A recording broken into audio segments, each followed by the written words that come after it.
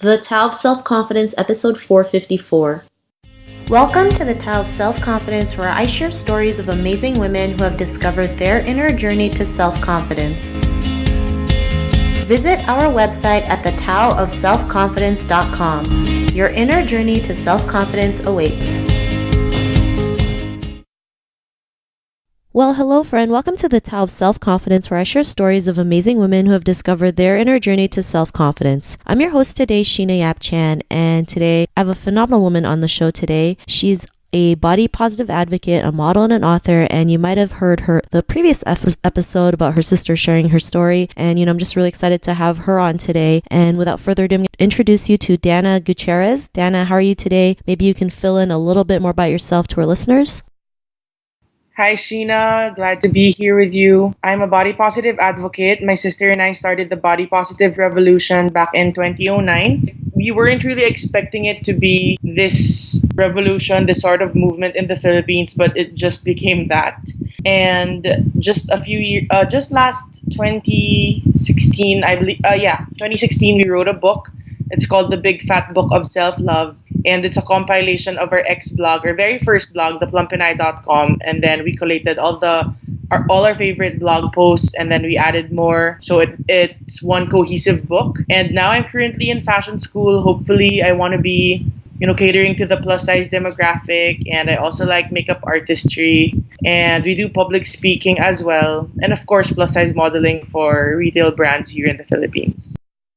Awesome. Well, thanks for sharing that. And, I really love what you guys are doing, especially promoting positive body, image, because it's like we still see a lot of magazine covers and pictures that are like altered to a T, not realizing it's totally different than what we see, right? So it's really important to promote, what authentic self-confidence is. So I really love what you and your sister are doing. And what's your cultural background? Cultural background. Well, I grew up here in the Philippines, and we're a family of women since my mom is a single mom, and my grandma, when she hasn't remarried yet, she was also a single parent for a time. And being surrounded by women who were simply dissatisfied with their bodies really made us believe that you can't be happy in the body you're in. On top of that, you add media, you add fat shaming as a way of humor here in the Philippines. And basically that just made me think that growing up in a fat body is a horrible thing. Like, you have no right to life, you have no right to joy. You just have to simply change the way you look in order to be happy or to be satisfied or fulfilled. So a lot of these elements, a lot of these external factors are at play, with how we see our bodies growing up. Thanks for sharing that. And yeah, in the Philippines, there's always this one standard of beauty, right? It's like, if you're not skinny enough, if you're too dark, you're not considered pretty. And it's such a shame because there's so many beautiful people out there. And if they just realize, what they see in the mirror inside and out, they can see so much beauty in themselves. So I really, glad that you share that. And what's your favorite self-confidence quote? My favorite self-confidence quote is from beautyredefined.net, and they say that my body is not an ornament, my body is an instrument. So basically, they're trying to spread the body positive gospel that you don't have to be so focused on making your body a project to continuously work on. You can live in the now, you can experience life, you can pursue health, and we are beyond our looks. I think that's one of the most important things that we have to share to our women today. Because some of us get so caught up with our externals that we forget to build our character, we forget to focus on the insides and focus on the other things that we can offer apart from looking good.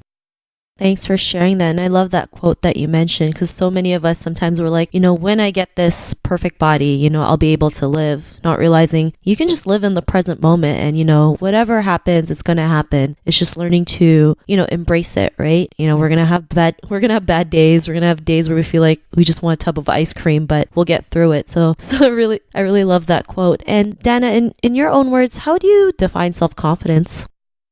Self-confidence is really embracing who you are, flaws and all, and learning how to work on yourself. Because I think it's possible to love yourself just the way you are and still become a better woman. There's always that better version of yourself that we can keep working towards on. And I think confidence is that learning how to embrace your strengths, your weaknesses, and allowing other girls to experience that empowerment, because it's really passing on the torch that makes a confident woman, because there's no competition. Shouldn't feel the need to bring other women down, because I believe women should uplift other women.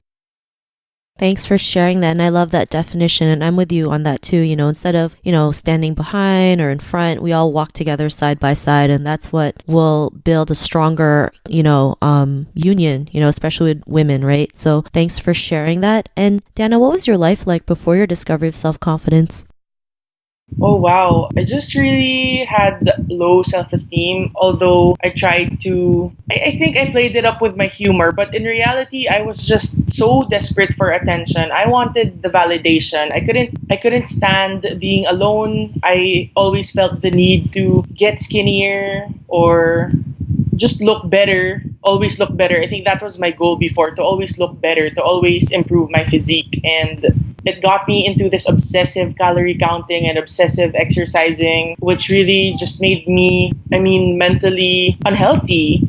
People might assume that I was looking better, that I was losing all the weight, but in reality, in my mental space was just being obsessed with this weight issue. And I think health is still an overall thing. It's not just a person looking a certain way.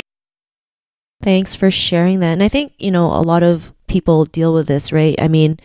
We go through this fitness journey, we look great, and then, nobody teaches us what happens after, especially mentally, right? It's like you eat a cupcake and you feel so bad, right? I've been through it, and it's like, I didn't even know about it till, wasn't even aware about it till later, not realizing, if I gained a pound, it was the end of the world. It's like, I wish, sometimes people who dealt with fitness also dealt with the mental part of it, right? Because it's everything. It's not just the physical, it's also the mental. Because what happens when you do eat a cupcake, a lot of people feel like it's the end of the world. Like they feel bad, they, think about it, and it's just like, it's a cupcake. It's not the end of the world, right? And what was that point in your life when you realized, you didn't have to seek validation, you're beautiful just the way you are? What was that aha moment? My aha moment, I think it's figuring out who created beauty and what his standards of beauty are. Because the world will always be different. Every decade it's a different body trend. Every season it's a different look. So I really had to dig deep, and it was when I became very serious in my Christian faith that made me realize God created us so diversely for a reason. And when I came across one of the verses in songs where there is no flaw in you, you're perfect in every way. And I think that's just me, that really sparked something in me, making me realize that, wow, the God of the universe, the God who made me, sees no flaw in me, and He made me a person with a big body. And I can be healthy, and I can be happy, and I can be productive as an individual. And realizing that and embracing that really changed my life. Thanks for sharing that. And I love, that Bible verse that you mentioned, there's no flaw in you. And, we're perfect just the way we are, right? Other people's perception of perfection is not our concern. The more when we can just focus on ourselves to get better and realize our true worth, that's when we can have that confidence to go out there and, whether spread our message or go after what we want. And, because of this realization, what's your life been like now?